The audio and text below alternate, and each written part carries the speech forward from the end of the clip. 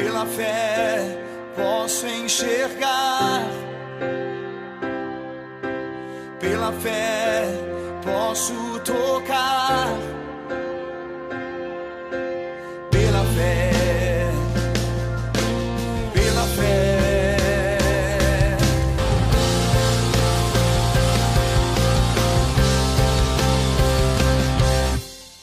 Muito bom dia, que a paz do nosso Senhor Jesus Cristo seja liberada sobre a sua vida. Onde está a sua esperança?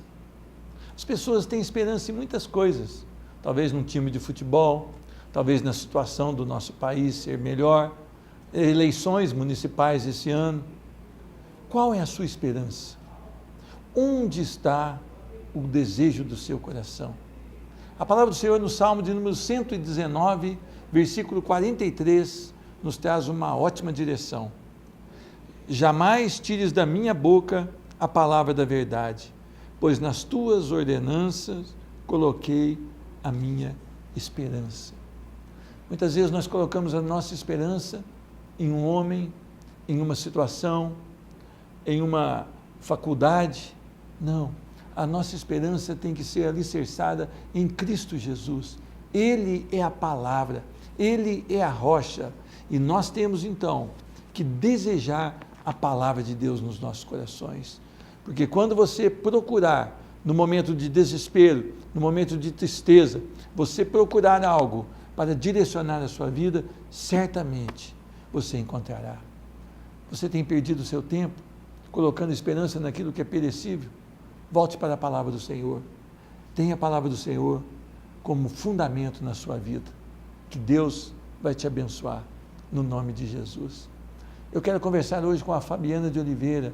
A Fabiana, ela tem uma história forte, um momento difícil da sua vida, mas ela encontra Cristo Jesus. Vamos então a esse testemunho.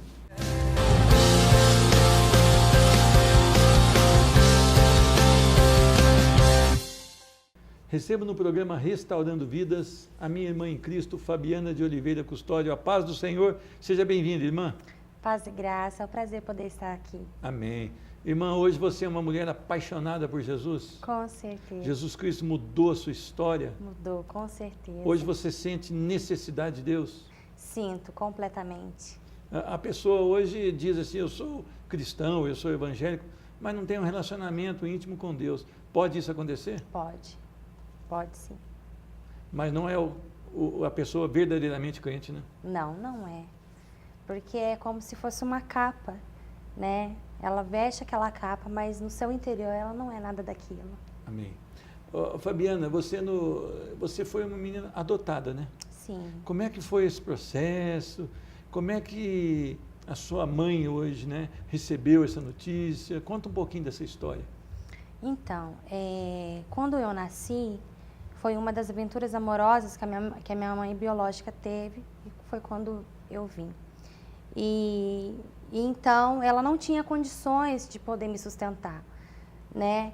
E depois de um tempo, né, a minha mãe adotiva, porque minha mãe adotiva e a minha mãe biológica são irmãs, né? Tanto que a minha mãe hoje, adotiva, ela é minha tia, né? Então já está no sangue. E então teve um tempo que a minha mãe, ela teve essa gravidez psicológica, né? E aí depois ela foi no médico porque ela não queria entender, ela não conseguia entender por que ela não sentia o neném. E aí o médico disse que ela tinha essa gravidez, deu um remédio para que essa barriga diminuísse. Ela teve um sonho, né? Quando ela viu ela e uma mulher, e a barriga dela era fria, e ela punha a mão na barriga dessa mulher, a barriga estava quente. E ela não conseguia entender. E aí ela teve um dia que ela foi numa casa de oração, numa casa de uma irmã, para orar, né? E ela estava no cantinho dela ali orando, perguntando para Deus por que daquilo, né? E aí ela teve uma visão. Ela viu uma mão que estava entregando diante dela uma criança. E aí ela olhou aquilo, ela falou assim, Deus, eu quero essa criança. E uma irmã que estava do outro lado dessa casa veio até ela e falou assim, irmã, Deus manda te dizer que essa criança Ele vai te entregar assim, nas tuas mãos, mas é para a minha glória. e ela recebeu aquela palavra de todo o coração. Ela já era uma mulher que buscava Deus, buscava Jesus, e ela recebeu isso com toda a convicção, né? E depois de um tempo ela soube, né, que a minha mãe biológica estava comigo, mas já não tinha essa condição de poder estar me sustentando, e ela junto com o meu pai decidiram me adotar. Então quer dizer que cumpriu aquela profecia, cumpriu aquela palavra. Cumpriu a profecia. Agora, hoje você tem relacionamento com a sua mãe biológica? Eu cheguei a ter umas 2 vezes com ela, né? Quando eu era criança, uns 7 anos. Depois se perdeu? Aí depois não tive mais. Não tive. Agora, a sua mãe, então, a verdadeira mãe, né? É. Aquela que te abraçou e que te criou, ela encaminhou você desde pequena no caminho do Senhor? Desde pequena. Lembro que tinha os cultos na tarde, ela levava as minhas irmãs para a escola, e eu ainda neném, ela me colocava no carrinho e me levava junto. E eu ali desde criança, desde pequenininha, sempre participando ali, sempre aprendendo com os testemunhos, né? E sempre ativa na igreja. Agora, você chegou a entrar para os ministérios da igreja também? Sim, Você foi se envolvendo cada dia mais? Fui me envolvendo. Como é que foi isso? Desde criança, né? Lembro que a minha mãe, ela conta para mim que eu não tinha nem os dentes ainda, eu já começava a cantar. E gostava de cantar. E depois, quase partindo para a minha adolescência, eu já estava participando de um grupo de dança, tinha um grupo do louvor, era ativa num grupo de coral, teatro. Então, assim, de semana em semana, eu sempre estava na igreja, trabalhando na obra. Agora, você na sua adolescência também, desabrochou em você um lado rebelde. Sim. É um lado daquela pessoa que está dentro da igreja, mas que não conhece o dono da igreja. Foi isso que aconteceu na sua vida? Foi isso, exatamente. Aonde foi isso? Então, eu sempre estava nesses ministérios trabalhando, mas não me importava e não queria realmente conhecer quem era esse Jesus. Cantava cânticos, dançava canções que falavam dele, mas eu não sabia quem era ele, né? E começou a ter essa rebeldia no meu coração. O meu relacionamento com a minha mãe, com as minhas irmãs dentro de casa, já se complicava, né? Porque eu era muito desobediente. Então, ao invés de eu ter um coração grato pela adoção, né? Pelo amor, né? Que a minha mãe me deu, né? Pelo carinho, pelo cuidado, de se importar comigo, eu já não tinha esse coração de gratidão, mas um coração rebelde. Mas não entendia por que vinha disso, por que eu era tão assim. Ainda mais por se tratar de uma adoção, porque quando é um filho natural, quase que é natural o amor. Agora, a sua mãe escolheu te amar, né? Exatamente. Seus pais escolheram te amar. Escolheu. Então, talvez ali deveria ter uma gratidão ainda maior, né? Com certeza. E não foi isso, né? Não foi isso. E foi piorando esse relacionamento? Aonde você chegou? Foi piorando, sim. Eu já não conseguia mais me comunicar muito bem com a minha mãe. E quando eu me comunicava com ela, era por meio de mentiras, onde ao longo do tempo ela foi descobrindo isso, né? E ela se decepcionava, né? E se entristecia comigo. Mas eu não me importava muito com isso, sabe? Então, depois de um tempo, eu comecei a ver que eu não queria mais estar no ministério, não queria mais igreja. Esfriou totalmente. Esfriei. Aquilo que, no fundo, já não existia. Já não existia. Hoje existe muito dentro das igrejas as pessoas que trabalham sem saber o porquê trabalham, né? Com certeza. E isso é uma coisa que vai ficando no piloto automático. As pessoas pensam estar servindo a Deus, mas não estão servindo a Deus. Mas não estão. Elas estão servindo a elas mesmas. Né? Exatamente. É como uma máscara que você veste. Você pode disfarçar por um tempo, mas depois ela cai. Não é eterno isso. Agora, o mundo, ele tenta te oferecer muitas coisas para encher o seu coração. Sim. Ele nunca vai conseguir, mas ele oferece. Sim. E ele faz uma propaganda de que seu coração vai ser satisfeito. O que o mundo te ofereceu e o que você aceitou do mundo? Ele me ofereceu a bebida, né? Me ofereceu a baladas, bares, amizades, né? No mundo. E foi quando eu me afastei da igreja e não quis mais.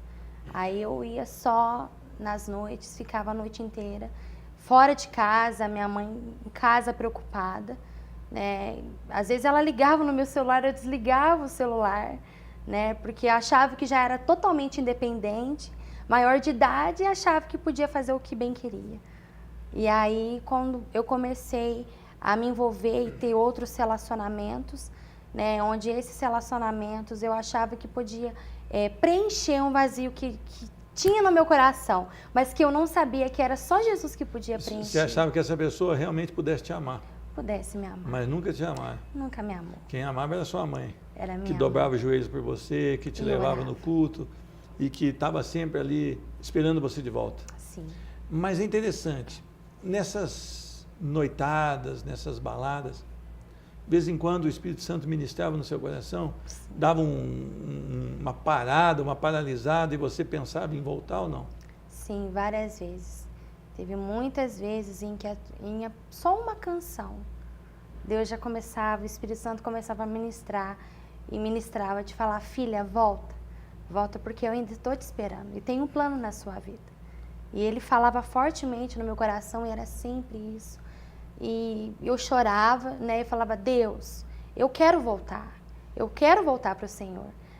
Mas eu não sei, eu não sei como, porque eu não tenho forças. E eu preciso conhecer o Senhor porque eu não conheço. Né? Eu vivia numa falsidade, numa máscara, achava que conhecia tanto o Senhor, mas eu nunca cheguei a conhecer.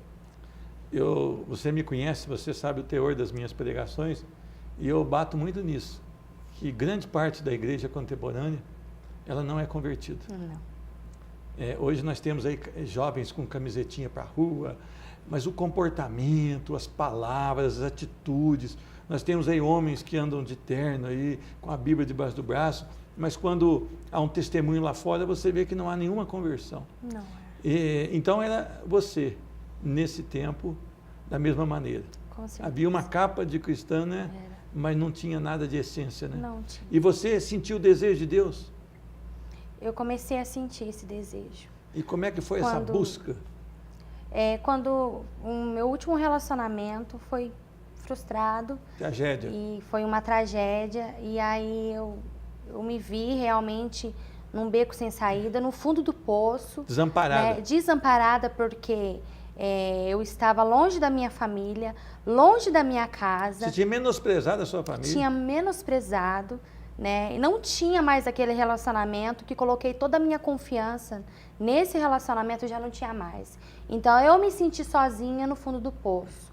E foi a partir daí que eu falei: Deus, muda a minha vida, mas eu não tenho forças, me ajuda. E ele mudou? E ele mudou. Eu lembro que uma vez eu fui numa igreja e ali, durante toda a ministração da palavra, eu senti que Deus estava falando comigo. Né, sobre a volta, sobre a reconciliação. Amém. E ali, depois no final, o pastor chamou todo mundo para ir lá na frente para orar, e foi ali que eu tive um encontro com Jesus. E o que muda? O que muda? Falar, eu tive um encontro com Jesus, o que muda? Primeiro muda as suas atitudes, né, e as suas vontades, porque eu já não tinha mais vontade de fazer o que eu fazia antes, de ir em baladas, já não tinha mais vontade de beber, de ter bebidas alcoólicas, já não tinha mais vontade, ouvia muita música mundana, já não tinha mais vontade, na minha boca saía só palavrões, né, e palavras torpes mesmo, já não conseguia mais sair isso. Essa mudança é de dentro para fora. Foi de dentro para fora. Não é uma regra. Não. É algo do fundo do coração, o Espírito Santo. Foi. Ele começou a trabalhar no meu coração, dentro de mim. Começou a tirar algumas coisas, algumas arestas, pedrinhas, e foi limpando. Quem está lá no mundo hoje, tentando buscar onde você buscou, qual o conselho que você dá? Um conselho que eu dou é que o mundo nunca vai preencher aquilo que só Jesus pode preencher o teu coração. Porque Jesus, Ele te ama. Né? E ele veio a este mundo, e ele sofreu neste mundo, e morreu por amor a você. Então, aquilo que o mundo vai te oferecer, nada se compara àquilo que Jesus pode fazer na tua vida. Então, a gente nunca pode trocar um banquete de Deus pelas migalhas de Satanás. Amém. Irmã, vale a pena ser fiel ao Senhor? Com certeza. Vale a pena buscar o Senhor de todo o coração? Com certeza. As outras coisas Ele acrescenta? Vai acrescentando aos poucos. Então, um relacionamento, quando Ele tiver para você, você vai esperar nele? Com certeza. Não Também, tem se não preço. vier, eu estou em paz, porque o meu Amém. coração está nele. Amém. Eu queria agradecer o carinho que você teve de estar aqui no programa. Amém. Que Deus abençoe a sua vida e que você possa continuar firme no caminho do Senhor. Amém. Obrigado pela oportunidade, pastor. Amém. O programa Restaurando Vidas volta já já.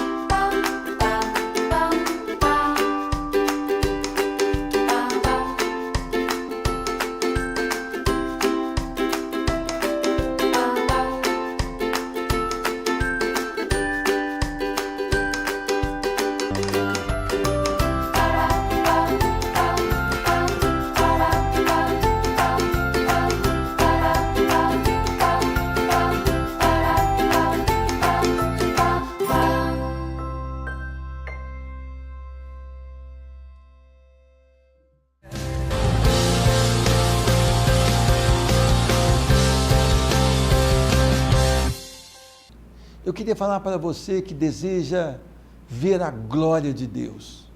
O que você acha que acontece quando uma pessoa tem a visão da glória de Deus?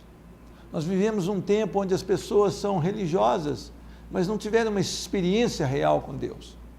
Se você teve uma experiência real com Deus, você vai entender quando eu ler esse texto que está em Isaías capítulo 6, a partir do 1º versículo. Diz a palavra do Senhor: no ano em que o rei Uzias morreu, eu vi o Senhor assentado num trono, alto e exaltado, e a aba da sua veste enchia o templo. Acima dele estavam serafins, cada um deles tinha 6 asas. Com 2 cobriam o rosto, com 2 cobriam os pés, e com 2 voavam, e proclamavam uns aos outros: Santo, Santo, Santo é o Senhor dos exércitos, a terra inteira está cheia da sua glória.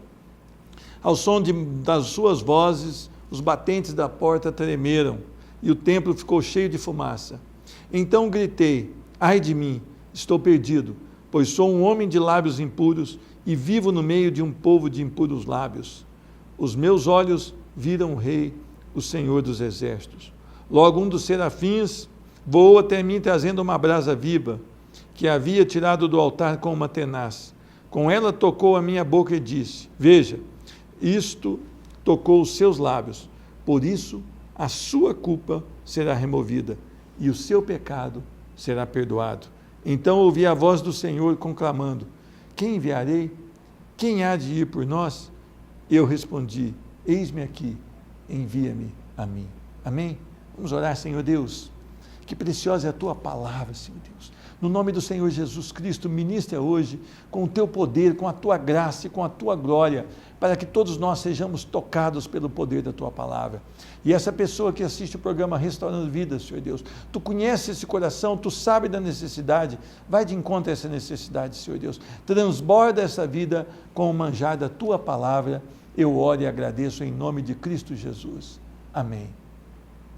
Ver a glória do Senhor é diferente do que as pessoas têm dito aí fora. As pessoas falam que tiveram uma experiência com Deus, mas continuam da mesma maneira, continuam com os mesmos hábitos. Elas só modificam a sua vida quando estão dentro de um templo de adoração, quando estão dentro de uma igreja, e elas ficam boazinhas, elas se vestem bem, elas cantam louvores, mas quando saem para fora, há um péssimo testemunho, há um comportamento repudiável à palavra de Deus. E eu quero afirmar que tais pessoas não tiveram encontro com Cristo Jesus e nem viram realmente a glória do Senhor. O que a glória do Senhor produz em nós? Primeira coisa que pelo texto eu noto, nós conseguimos detectar a grandeza, a perfeição e a santidade de Deus. As pessoas hoje, elas querem tratar Deus como alguém que está do seu lado, no sentido de não respeitar, não reverenciar, não temer, usam palavras chulas, usam um comportamento desqualificado, e elas não têm o entendimento de que esse Deus é um Deus santo, perfeito, jamais pecou, jamais foi manchado pelo pecado. Nós precisamos olhar para Deus como esses serafins aqui, esses anjos, essas criaturas celestiais que estão a serviço dele. Elas reverenciavam a ponto de taparem o rosto e taparem os pés com as suas asas. Elas viam que esse Deus era um Deus infinito, um Deus poderoso, um Deus que estava sentado em um trono. Nós precisamos ter como característica de um encontro real com Deus, entendimento de que Deus está infinitamente acima de nós, que os seus pensamentos estão infinitamente acima dos nossos, e nós precisamos reconhecer como somos e como estamos. A palavra do Senhor diz que os próprios serafins declaravam: Santo, Santo, Santo. Quer dizer isso, a infinita santidade de Deus. O nosso Deus é um Deus puro, é um Deus perfeito, é um Deus poderoso, é um Deus que não mente, é um Deus que não muda a sua palavra, é um Deus que jamais podemos entender com a mente humana. Somente se os olhos espirituais forem abertos na nossa vida pelo poder do Espírito Santo, nós poderemos começar a ter entendimento da grandeza desse Deus. Como você lida com isso? Como você fala com Deus? Como você busca Deus? Quando você vai ao culto, que você diz que você vai cultuar a Deus, você entende o que os serafins faziam? Como nós deveríamos portar dentro da casa do Senhor? Como nós deveríamos cantar dentro da casa do Senhor? A igreja contemporânea, ela está perdendo de longe, muito longe, a essência e o caráter de Deus. Ela está realmente achando que pode qualquer coisa para o Senhor. Não, não é assim.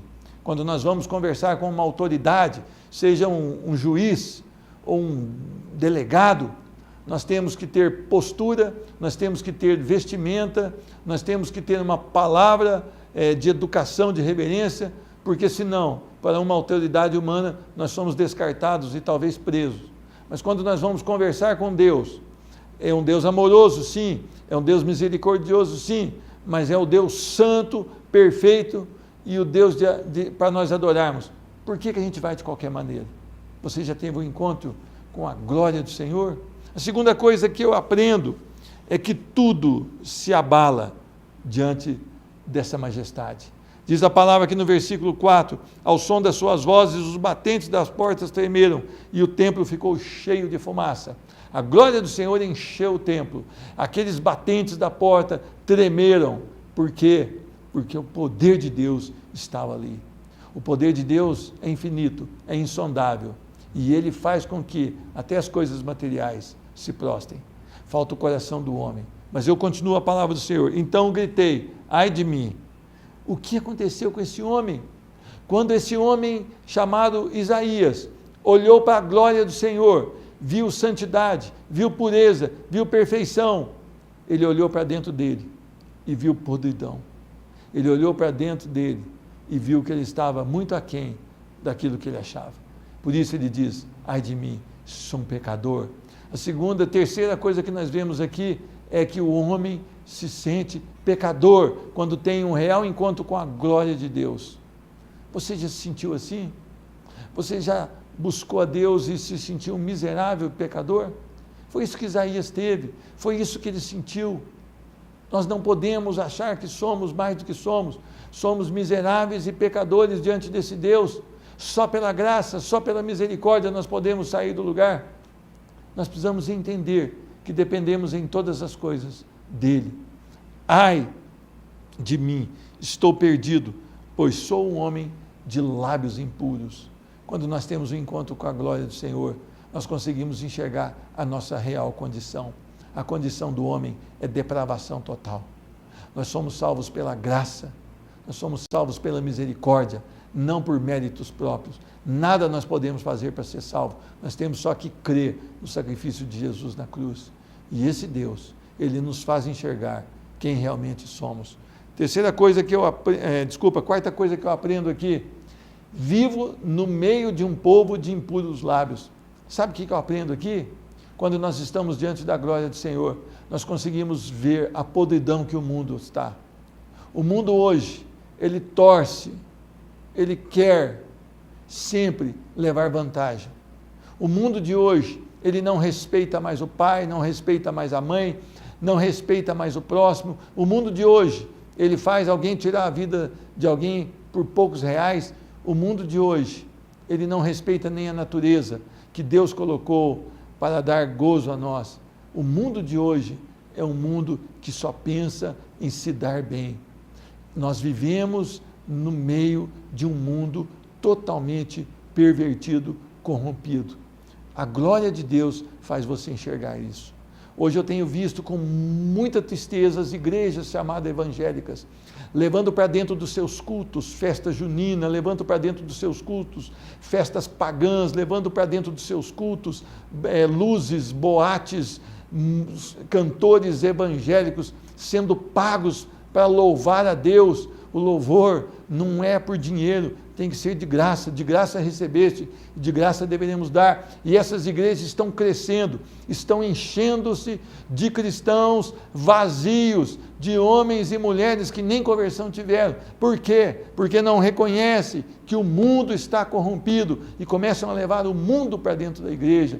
E essa igreja se torna uma igreja carnal, totalmente carnal. Aí me perguntam, mas essa igreja está crescendo, então ela é uma igreja de sucesso. O câncer também cresce, e o câncer cresce de maneira extraordinária, mas ele mata a sua vítima. O mundo não pode ser levado para dentro das igrejas. É o Deus que nós servimos, é um Deus santo. Nem como estratégia, nem com a desculpa de estratégia. Outra coisa que eu aprendo, quem tem um encontro com a glória do Senhor é purificado. Diz a palavra que o anjo foi ao altar, tirou com uma tenaz uma brasa e colocou na boca de Isaías, e ele se tornou puro. As pessoas que têm um encontro real com a glória do Senhor, elas passam a ter um comportamento diferente. Ele dava cheque sem fundo, agora ele não dá mais. Ele era adúltero, agora ele ama sua esposa. Ele era um fornicador de sexo sem ter casamento, ele não tem mais. Ele era uma pessoa que passava o golpe nos outros, ele não passa mais. Ele tinha um palavreado de baixo calão, hoje ele não tem mais. Por quê? Porque ele foi transformado pela graça do Senhor. Como foi aqui? Você já teve um encontro com a glória do Senhor? Os frutos que você produz são frutos dignos de arrependimento? Você tem analisado a sua vida? Não adianta dizer que você vai ao culto 3 vezes por dia, que você já leu a Bíblia toda, se você não passar pelo arrependimento, se você não tiver mudanças concretas na sua vida, que mostram que você é uma pessoa transformada, você está indo para o inferno. E eu termino aqui dizendo, quem tem um encontro com o Senhor, deseja trabalhar na sua obra. Olha o que diz, então a voz do Senhor diz, a quem enviarei? Então Isaías diz, envia-me a mim, eis-me aqui. Quando você tem um encontro com a glória do Senhor, você quer ser usado da maneira que Deus quiser. O que você vai fazer da sua vida? O tempo se aproxima, Jesus está voltando. Você precisa ter um encontro real com Cristo Jesus. Que Deus te abençoe. Eu quero orar por você. Senhor Deus, muito obrigado porque a Tua palavra é a verdade. Eu quero abençoar essa vida hoje, Senhor Deus, para que ela seja tocada pela Tua palavra e que no seu coração haja uma decisão firme por Cristo Jesus. Senhor Deus, nós não queremos nos conformar com esse mundo. Muda a nossa vida, muda a nossa história, que nós possamos realmente alegrar o seu coração. Nós oramos em nome de Jesus. Amém. Procure uma igreja que é fiel à palavra. Não é uma igreja perto da sua casa, uma igreja que seja fiel à palavra. Examine as Escrituras, veja o que o pastor está pregando e busque a Deus com todo o seu coração. Pela fé posso enxergar, pela fé posso tocar.